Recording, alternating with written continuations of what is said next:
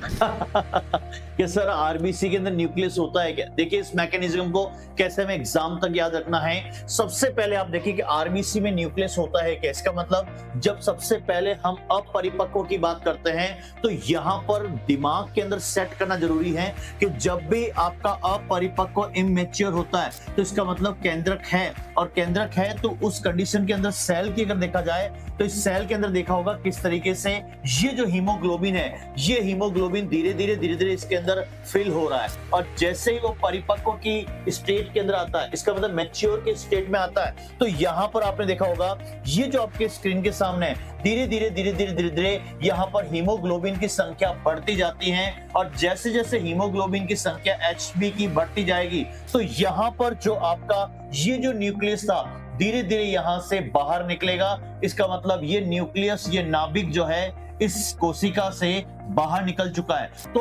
RBC के अंदर यहां पर हमें ध्यान रखना है अपरिपक्व के समय यहां पर न्यूक्लियस होता है, और जैसे वो मैच्योर की स्टेट के अंदर आती है, इसका मतलब परिपक्व में आता है, तो परिपक्व में यहां पर ये नाभिक न्यूक्लियस बाहर निकल जाता है ड्यू टू हीमोग्लोबिन भरने के कारण। इसका मतलब जैसे जैसे हीमोग्लोबिन भरता है न्यूक्लियस बाहर निकलता है और उसका आकार छोटा होता जाता है। इसका मतलब फाइनली आरबीसी का आकार राउंड और बाइकॉन्केव होता है। ज्यादा साइंस की स्मार्ट क्लास देखने के लिए नीचे दिए गए लिंक पर क्लिक करें और जल्दी से जाइए मांगीलाल चौधरी सर की एप्लीकेशन को डाउनलोड करें, और वहां पर सारी क्लास जो है आपको स्मार्ट लेवल तक दे रखी है। Thank you so much. जय हिंद, जय भारत।